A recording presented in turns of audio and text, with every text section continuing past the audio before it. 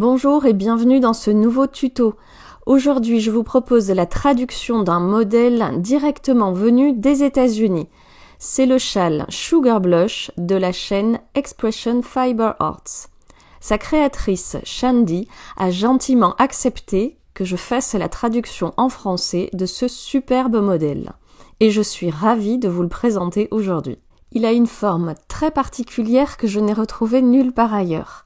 Il est très facile à réaliser et est totalement accessible aux débutants.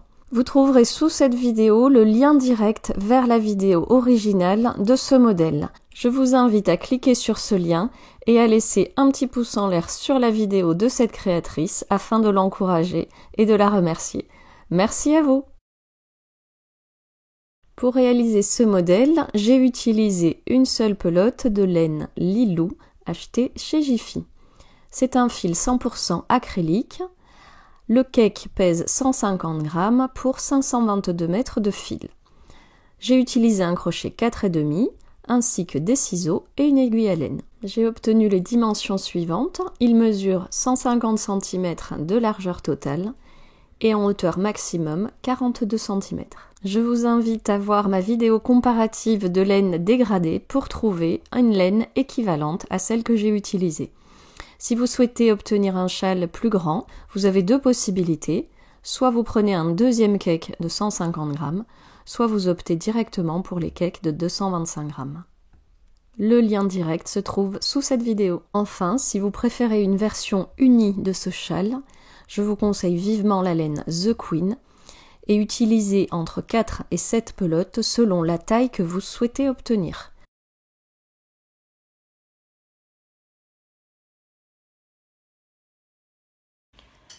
On va démarrer ce modèle par le nœud de base et 5 mailles en l'air.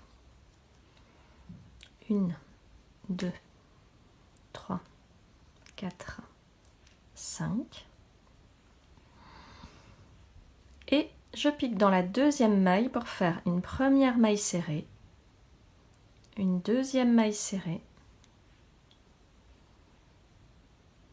3 et 4 mailles serrées. Donc ça sera notre fondation, notre base pour démarrer ce châle.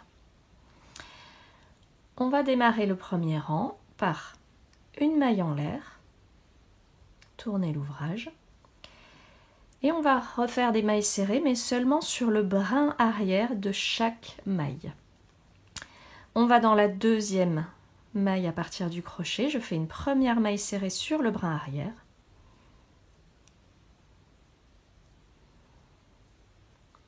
Une deuxième maille serrée sur brin arrière.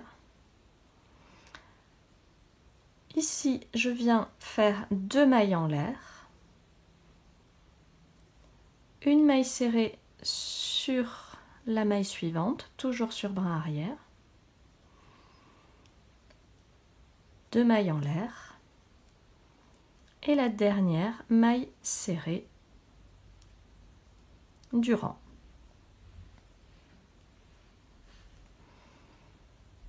Pour le deuxième rang, je monte avec une maille en l'air, je retourne l'ouvrage et je démarre avec une maille serrée toujours sur brin arrière, 2 mailles en l'air. Ensuite, j'ai l'espace des 2 mailles en l'air du rang précédent, je pique et je fais une maille serrée.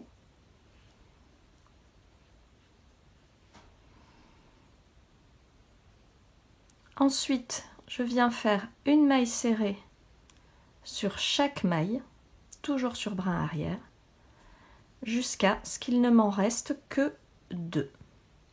Alors, comme on est au début du châle, on y arrive très vite. Donc là, j'en ai encore une autre à faire. Voilà. Et il me reste les 2 dernières. Les 2 dernières mailles de ce rang, je vais les travailler ensemble pour faire une diminution. Donc je vais faire 2 mailles serrées ensemble. Donc je pique dans le premier brin arrière, je ramène mon fil, je viens piquer dans la dernière maille et je ramène mon fil. Lorsque j'ai mes 3 boucles sur mon crochet, je peux ramener le fil à travers les 3 boucles et j'ai fait ma diminution. Donc ici, ça sera le côté de diminution et ici, ça sera le côté d'augmentation. Si vous êtes débutante et que vous avez envie de marquer un ou l'autre des côtés, je vous le conseille vivement. Alors, le troisième rang, on va démarrer toujours avec notre maille en l'air, on retourne et je viens faire des mailles serrées sur brin arrière jusqu'à mon espace des 2 mailles en l'air. Donc encore une fois, nous allons y arriver vite puisque nous sommes au début du châle.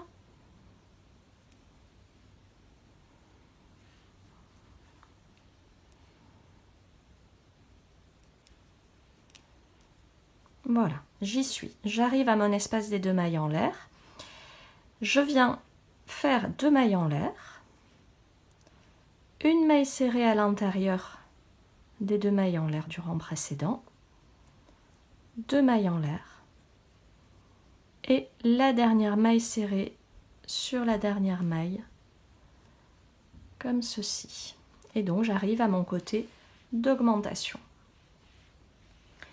Les rangs 2 et 3 sont les rangs que nous allons répéter pour construire ce châle. Donc il est vraiment très facile à retenir. On va en faire quelques-uns ensemble pour que vous ayez bien en tête le processus. Donc, je reprends une maille en l'air et je retourne l'ouvrage. Donc, je suis sur mon côté d'augmentation. Je viens faire ma première maille serrée sur la maille serrée du rang précédent, 2 mailles en l'air,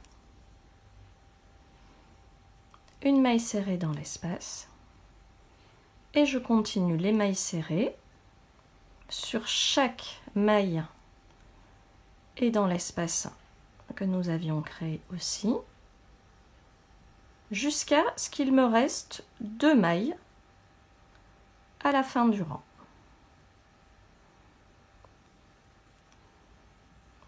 Voilà, il me reste les 2 dernières mailles du rang.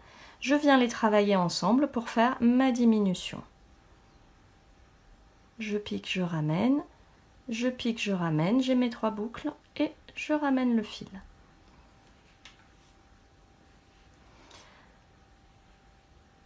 Pour le rang suivant, je monte ma maille en l'air et je viens faire un rang de mailles serrées sur le brin arrière de chaque maille jusqu'à l'espace des 2 mailles en l'air.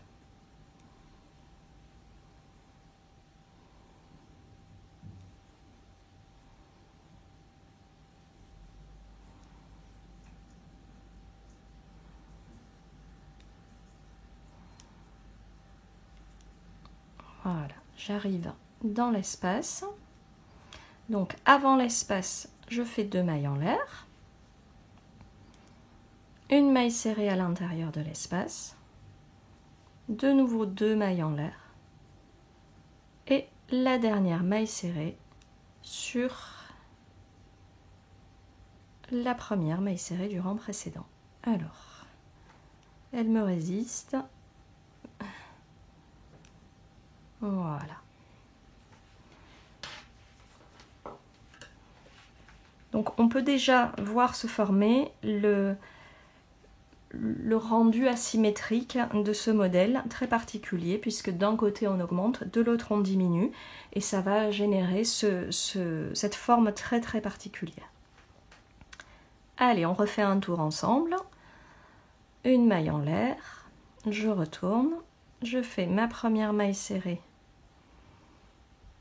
et 2 mailles en l'air puisque je suis dans le côté de l'augmentation. Une maille serrée dans l'espace des 2 mailles en l'air et je termine le rang en maille serrée sur brin arrière jusqu'à ce qu'il me reste 2 mailles.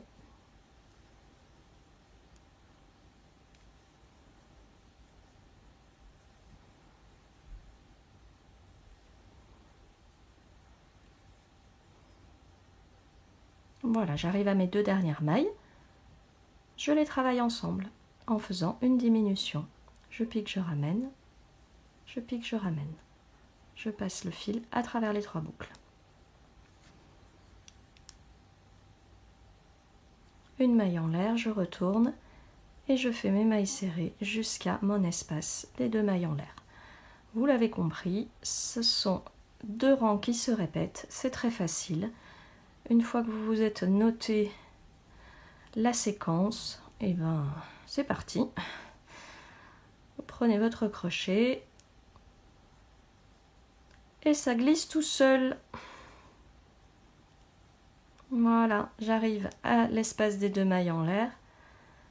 Je rajoute 2 mailles en l'air, une maille serrée, 2 mailles en l'air et la dernière maille serrée de ce côté.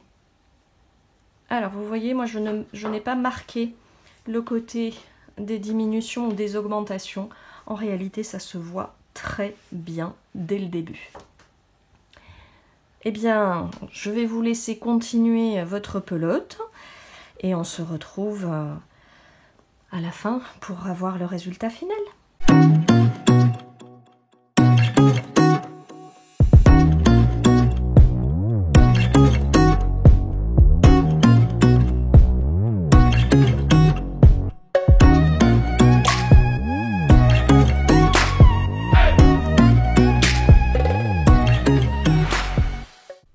J'espère que ce tuto vous aura plu.